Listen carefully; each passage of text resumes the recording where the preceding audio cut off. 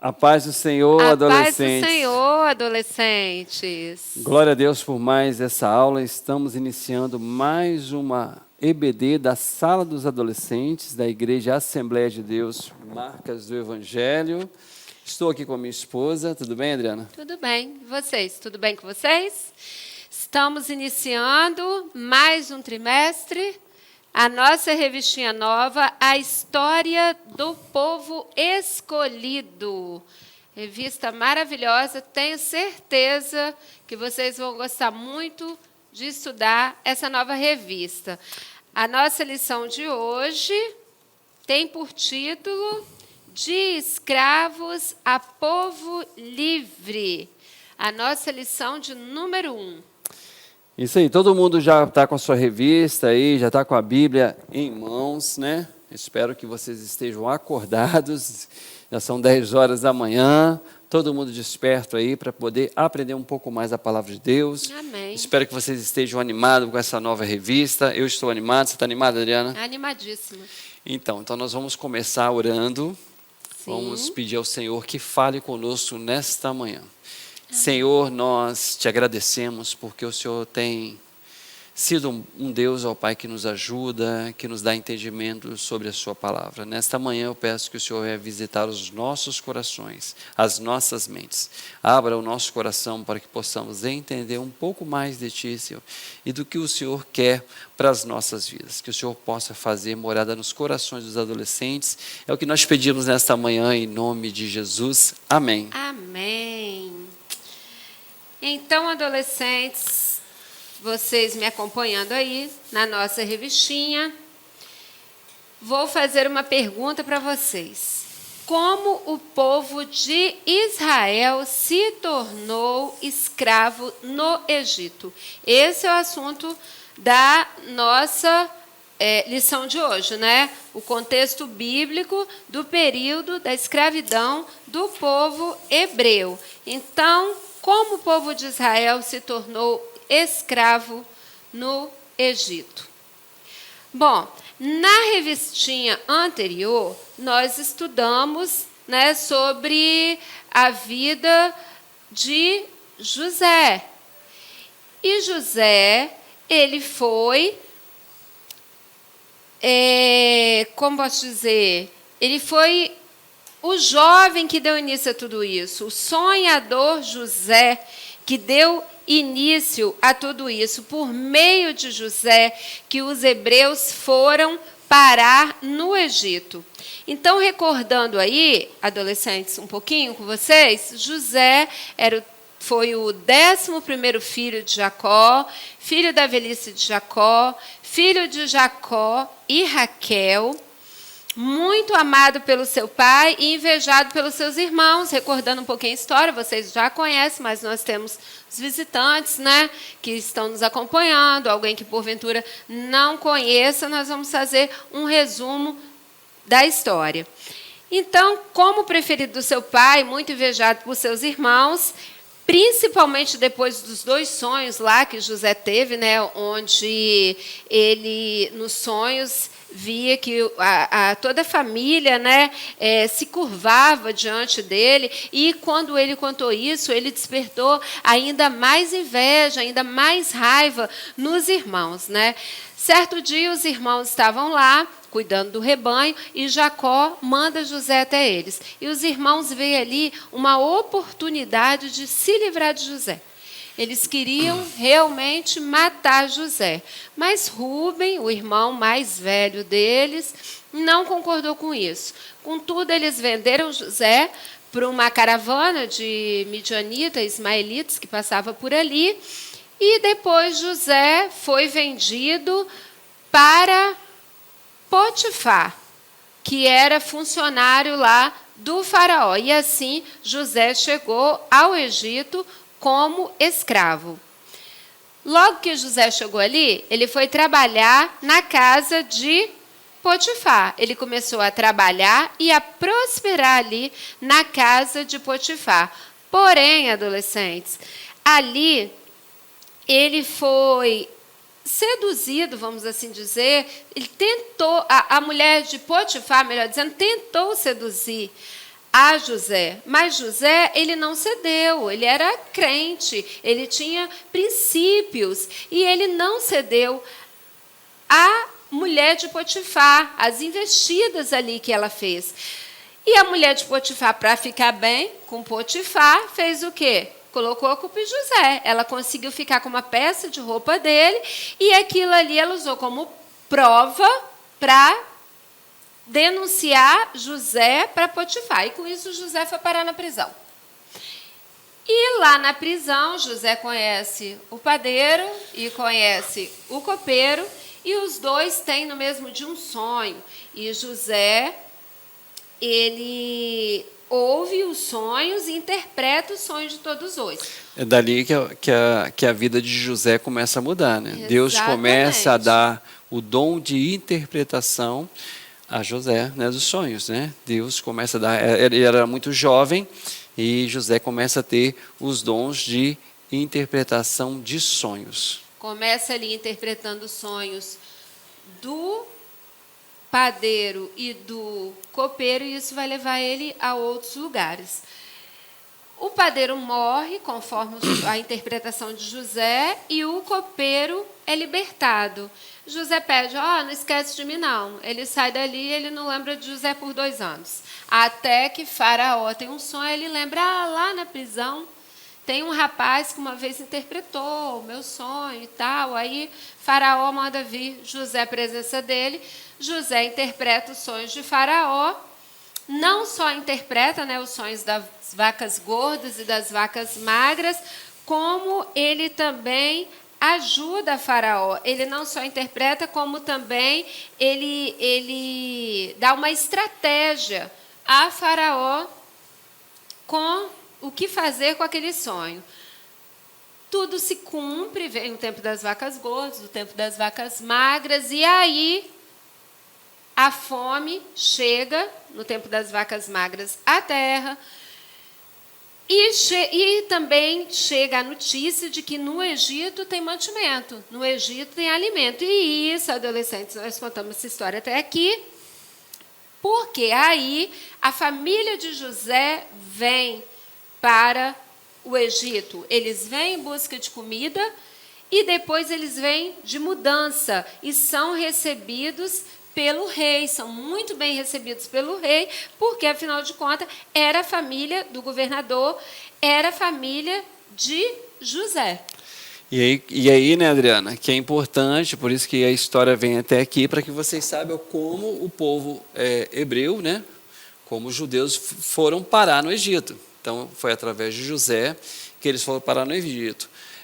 Os egípcios conheceram, através de José, né, do testemunho da vida de José, o poder de Deus, né? Deus deu sonhos a José, Deus deu interpretações de sonhos a José, e José pôde, então, através daquele dom, né, e também de sua vida, né, porque tudo que José fazia prosperava. José era guiado por Deus, era um jovem guiado por Deus, e isso também remete a você aí, adolescente, você também, sendo guiado por Deus, Deus fará prosperar a sua vida, Deus abrirá portas, você poderá estar em lugares onde você não sonhou, como José mesmo, apesar de ter sonhado, né, muitas coisas, ele se torna governador do Egito.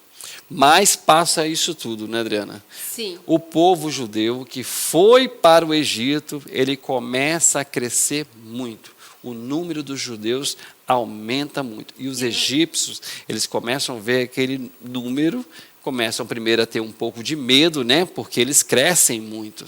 E porque, também, né, Adriana? Na verdade, também as coisas mudam, né? O tempo, eles crescem muito, o tempo passa, José morre, aquele faraó morre, e o povo vai crescendo, e eles vão caindo. Aquela história de José como governador ali e tal, vai tendo menos importância, vai caindo no esquecimento de todo mundo. Isso, é importante a gente pensar também, adolescentes, que as coisas de Deus, elas muitas vezes são esquecidas pelo homem. O homem muitas vezes deixa outras coisas entrar no coração e começa a esquecer daquilo que Deus fez. Então, adolescentes, Moisés nasce, né, nesse ponto da história, e a sua mãe, Joquebede, toma a decisão de esconder Moisés. E ela consegue fazer isso por 3 meses. Depois de 3 meses, ela vê que não pode mais esconder Moisés. Ela mesma vai ao rio Nilo, pega um cestinho, coloca Moisés no rio. E Moisés vai parar nos braços da filha de Faraó. Olha Deus agindo Olha na o vida livramento, de Moisés. né? A Adriana fez questão de trazer essa parte, embora a gente já sabe que você já conhece a história. Mas olha só, adolescentes, mesmo esse jovem, Moisés sendo uma criança, Deus já estava preparando tudo. Deus já estava guardando ele. Deus já estava protegendo. Ele passa por um rio, né? A sua irmã Miriam, ela acompanha, ela sabe, ela pode ver que o seu irmão não morre ali no rio, as águas não afundam, né, aquele cesto ou qualquer outro crocodilo, né, as águas do rio Nilo são cheias de crocodilos, nenhum crocodilo engole ali Moisés não vira aperitivo de nenhum crocodilo, e aí, adolescentes, ele é colocado em segurança próximo ao palácio do faraó. E isso por quê? Porque havia uma promessa, não só sobre a vida de Moisés, mas havia uma promessa sobre o povo hebreu. A gente pode recordar aí, Gênesis 15, 13, 14, a palavra do Senhor nos fala assim: fique sabendo com certeza que os seus descendentes viverão num país estrangeiro, ali serão escravos, olha a história todinha aqui, serão maltratados durante 400 anos, mas eu castigarei a nação que os escravizar, e os seus descendentes, Abraão, sairão livres, levando muitas riquezas. E é assim mesmo que acontece. Em meio à escravidão, em meio a toda aquela dor, o povo, ele nutria a esperança, porque eles tinham a promessa do Senhor. E eles nutriam a esperança na promessa que eles tinham. E olha como é que Deus faz, né, adolescentes? Moisés sai daquela situação de perigo e ele começa, então, desta forma, ele começa a ser criado ali no palácio, né, com todas as regalias, com todos os estudos, formações, que um príncipe, de um verdadeiro príncipe do Egito, estava tendo ali. E olha que, nossa, Deus é muito maravilhoso. Como Deus preparou, né? Deus também, tudo de adolescente. melhor Sim, para ele. Deus também tem preparado para você, adolescente, tudo de melhor para a sua vida. Não se preocupe, se entregue a Deus, coloque a sua vida na mão do Senhor, persevere. A gente sabe que os adolescentes passam por muitas coisas, né? É um mundo muito difícil para o adolescente cristão, mas eu quero encorajar, nós queremos encorajar você nesta manhã de domingo a perseverar. Continue assistindo a escola dominical, continue, não falte a escola dominical. Adolescentes, não deixe de faltar os cultos, continue orando na sua casa, continue lendo a Bíblia, continue buscando a Deus, continue se santificando. Deus tem o melhor para você, Ele já tem preparado, Ele vai na hora oportuna dar as bênçãos que você precisa para que você continue a sua caminhada. Amém. E assim foi a vida de Moisés. Ele viveu ali no palácio, desfrutando de tudo, todas as regalias de um príncipe até 40 anos de idade. Foi quando as coisas começaram ali, né, a mudar, né? Mudar bastante para Moisés, que foi quando ele tentou resolver uma briga entre um egípcio e um hebreu, e ali, naquela situação, ele acaba matando o egípcio, e com isso Moisés foge para o deserto. Ele tinha 40 anos quando ele fugiu para o deserto. E ali no deserto ele constituiu família, ele viveu, ele trabalhou, e depois de mais 40 anos, ele tem um encontro com Deus. Não foi assim? Foi assim, Moisés ele recebeu o chamado de Deus para ser o libertador do povo. É um grande chamado, né? Você também, nesta manhã, recebe de Deus um grande chamado de evangelizar os seus amigos, os seus parentes que ainda não aceitaram Jesus Cristo. Esse é o grande chamado que Deus colocou para nós. Então, Moisés, ele recebe, ele vê, ele está no campo, vê uma sarça, né, que é uma planta, pegando fogo. A planta, embora o fogo saísse, não queimava aquela planta. E Deus, então, quando ele caminha, em um determinado momento, Deus pede para que ele tirasse a sandália dos seus pés. Porque o lugar que ele estava pisando era santo.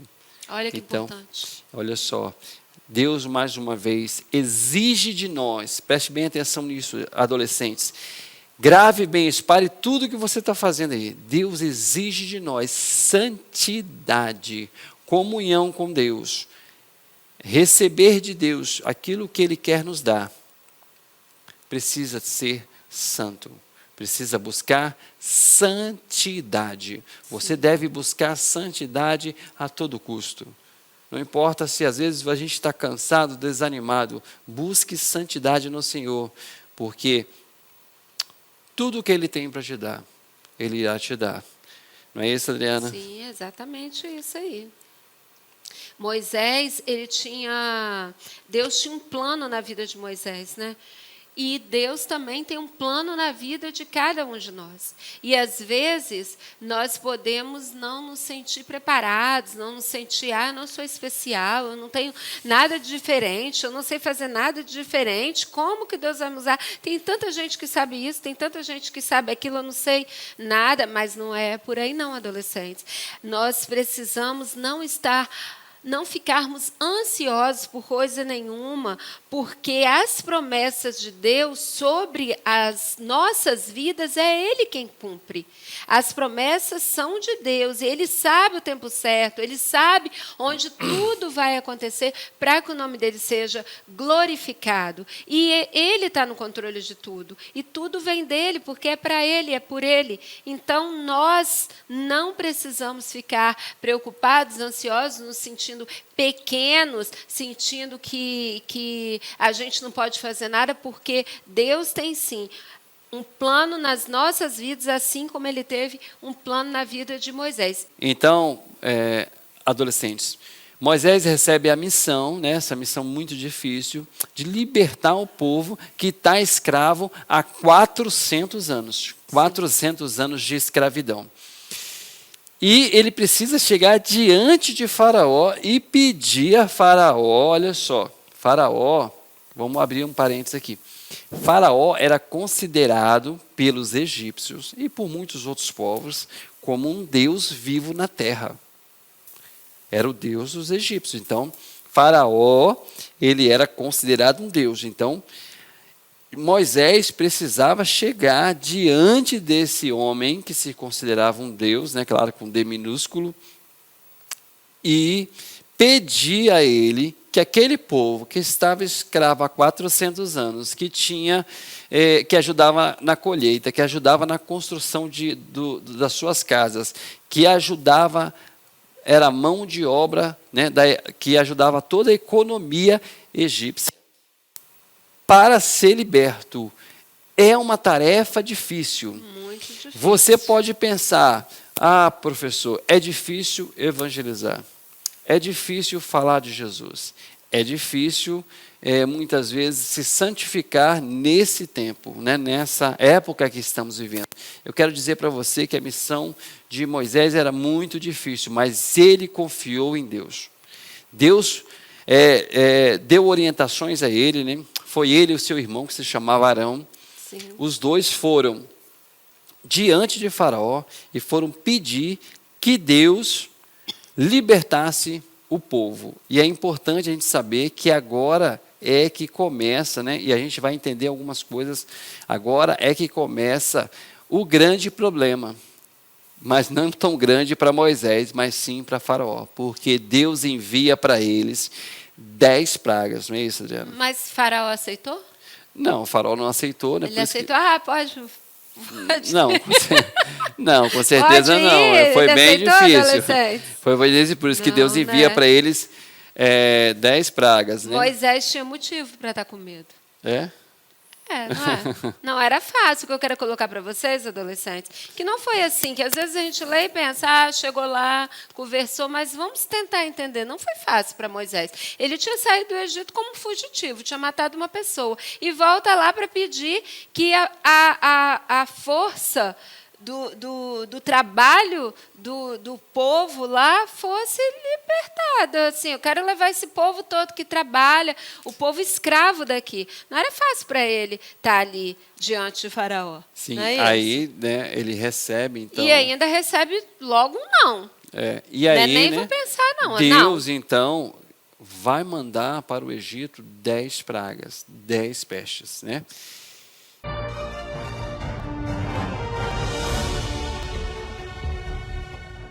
Moisés havia pedido ao faraó que libertasse os israelitas da escravidão.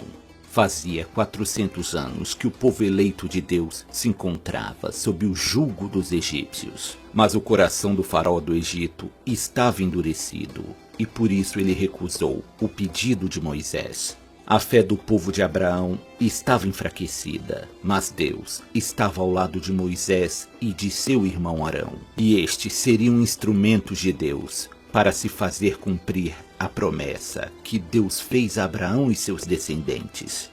Deus ordenou que Moisés fosse ao encontro do faraó, que navegava no Nilo em uma bela embarcação, e que pedisse novamente a liberdade do povo hebreu. Após mais uma recusa do faraó, Moisés golpeou o rio com seu cajado. As águas do Nilo ficaram vermelhas como sangue. Os peixes começaram a morrer e o odor fétido tomou conta de suas margens, e essas águas ficaram impróprias para o consumo. A impressionante cena realizada por Moisés não foi o suficiente para mudar a vontade do faraó, tendo em vista que seus magos e sacerdotes lhe mostraram que também eram capazes de realizar tal proeza. O povo do Egito teve que cavar poços para saciar sua sede, e esta foi a primeira praga do Egito. O faraó continuou irredutível. Então, por meio de Moisés e seu irmão, Deus fez com que um número incontável de sapos emergissem do Nilo e invadissem as cidades. Os lares dos egípcios foram tomados pelos anfíbios. Nem os palácios estavam a salvo. E sapos invadiram até mesmo o leito do faraó. E por isso, o faraó disse a Moisés que libertaria seu povo se ele retirasse tal praga que assolava o Egito. Assim, Moisés fez com que todos os sapos perecessem. Os corpos dos sapos se empilhavam nas ruas e a podridão se espalhava no ar. Quando o pior já havia passado, o faraó decidiu não mais libertar o povo eleito de Deus. E por isso, o Senhor ordenou que Arão, irmão de Moisés, golpeasse a terra. O pó da terra que se levantou se transformou em inúmeros piolhos que infestariam o Egito. Os homens e os animais do Egito sofreram com a infestação de piolhos. Os magos da corte do faraó tentaram reproduzir tal feito, mas não obtiveram sucesso e concluíram que isso só poderia ser obra de Deus. Mas o faraó se recusava a ouvir até mesmo seus assessores, e por isso o Egito sofreu mais uma praga. Nuvens de moscas tomaram conta do reino do faraó, mas os lugares onde viviam os hebreus foram poupados por Deus dos incômodos incessantes causados pelas moscas. A teimosia do soberano fez com que Deus provocasse uma praga que causaria a morte do gado egípcio. Bois, cavalos, jumentos e carneiros morriam aos milhares, mas nem isso foi capaz de amolecer o coração do faraó. O povo do Egito e seus animais passaram a sofrer com sarnas, e seus corpos foram tomados por bolhas. Mesmo assim, o faraó ainda se recusava a libertar o povo de Moisés, o representante de Deus na terra, disse que dos céus cairia um castigo sobre o Egito, como nunca antes visto. Uma poderosa chuva de granizo e relâmpagos aterrorizou o Egito, e muitos daqueles que não se abrigaram pereceram. A praga dos gafanhotos foi a oitava a assolar o Egito. Nuvens de gafanhotos devoravam tudo que estava em seu caminho. O faraó percebia que sua teimosia estava destruindo seu reino, mas seu orgulho o proibia de mudar de posição. O Egito então passou a ser tomado por uma névoa negra, e a escuridão tomou conta do reino do faraó. Por 3 dias, eles viveram na escuridão. Esta foi a penúltima praga a assolar os algozes do povo de Israel. Mas a pior de todas as pragas ainda estava por vir. Deus diz a Moisés que irá impor ao Egito seu último castigo. À meia-noite, ele passará pelo Egito e levará consigo a vida de todos os primogênitos do Egito. Nem mesmo os filhos mais velhos da alta nobreza egípcia seriam poupados.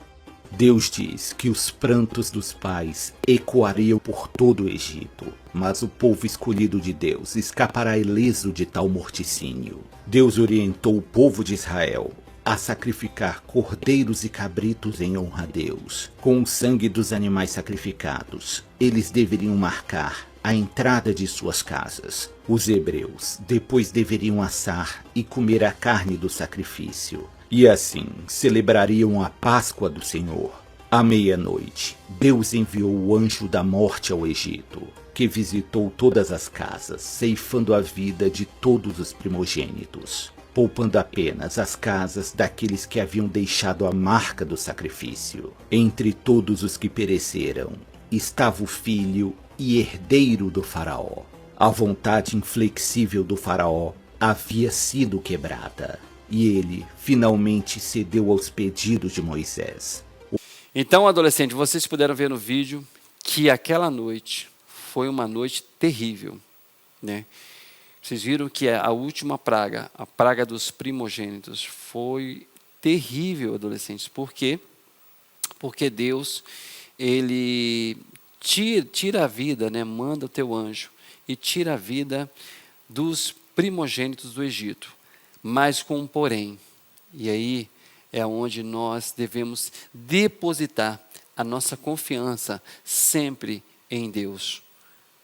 Aquelas famílias que tinham sobre os seus umbrais o sangue do Cordeiro, né? Eles passaram o sangue do Cordeiro. Quando chegava ali o anjo do Senhor, ele não entrava para tirar a vida do primogênito.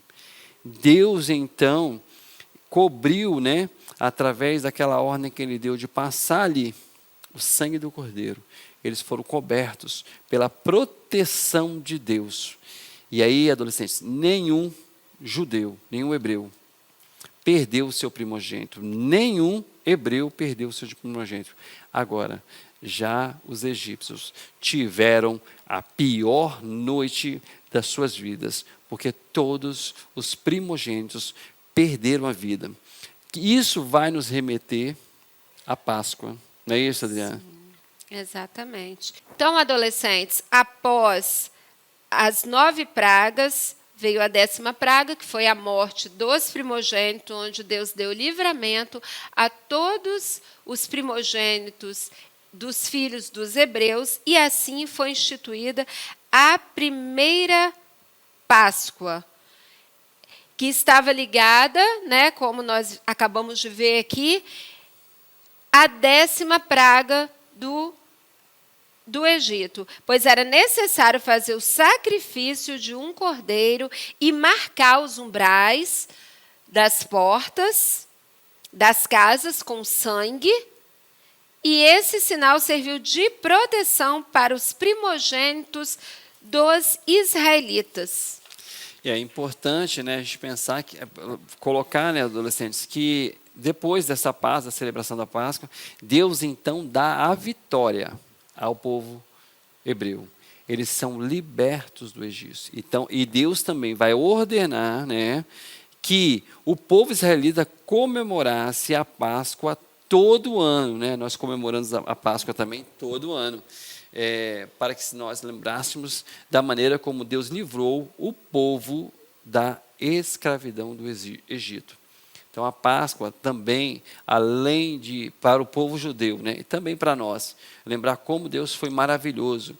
Também a Páscoa vai nos lembrar do sacrifício de Jesus Cristo, que nos livrou do pecado. Cristo, ele veio ao mundo, né, como cordeiro, foi levado ao matadouro, mas no terceiro dia ele ressuscitou, né, nos libertando, então, das cadeias que nos prendiam, né? Então, a humanidade agora está livre do pecado. Se você hoje pecou, você pode pedir perdão a Deus e Deus vai te libertar do pecado, né? Como lá em Israel o povo foi livre, né? Vamos pensar agora, vamos tentar imaginar um pouquinho aí, adolescentes, como foi a alegria daquele povo, como foi interessante e para eles saber que eles não ficariam mais acorrentados, que eles não ficariam mais debaixo da chibata de Faraó, debaixo daquele jugo pesado. Ele agora era um povo livre. Que você nessa manhã, em nome de Jesus, também tenha essa alegria de ser livre do pecado. Jesus, ele ressignificou, né, a Páscoa. Nós podemos colocar assim, ele ressignificou o sentido da Páscoa, porque hoje nós celebramos na Páscoa a ressurreição de Jesus Cristo, a ressurreição do Cristo libertador da escravidão do pecado. O pecado, adolescentes, ele é como a escravidão no Egito. A escravidão trazia dor e sofrimento e prisão. O pecado, ele traz dor e sofrimento e prisão. Nós, agora, podemos tomar essa decisão. Você que nos assiste, você que é visitante, pode tomar essa decisão de pedir perdão dos seus pecados e ser liberto. Tá, adolescentes? Então, essa é a nossa primeira lição, né? Nós estamos concluindo ela. Deus, então, chama um libertador chamado Moisés, e Deus também envia o seu Filho unigênito para morrer por nós, em nosso lugar, para sermos salvos. Para perdão dos nossos pecados, né? Eu espero que você tenha gostado da nossa lição, eu espero que você esteja aí ansioso, né? Para o próximo domingo, para assistir às nossas aulas, né? São muitos professores, muitas coisas que podemos aprender junto. Que Deus possa estar com você nesta manhã de domingo, que Deus possa ajudar você. Eu quero também separar esse tempo. Nós somos aqui da Igreja Assembleia de Deus Marcas do Evangelho. Nós temos uma linda história que nós queremos adquirir este templo aqui, este terreno. Então, que você possa, se você sentir no coração, ofertar a casa do Senhor. Aqueles que são aqui da igreja, né, sabem como é, né? Nós temos a conta da igreja, nós temos o PicPay, o Pix. Você pode também ofertar à nossa igreja pessoalmente. Amém? Ouvi dizer que não verei essa montanha se mover, mas te conheço e eu sei, em teu nome há poder. Ouvi dizer que eu não vou atravessar essa maré, mas sei que grande é o Senhor, em teu nome há poder, em teu nome há poder. Eu quero teu mover, cadeias vão romper. Eu creio em ti, meu Deus. Do impossível sei, milagres eu verei. Eu creio em ti, meu Deus.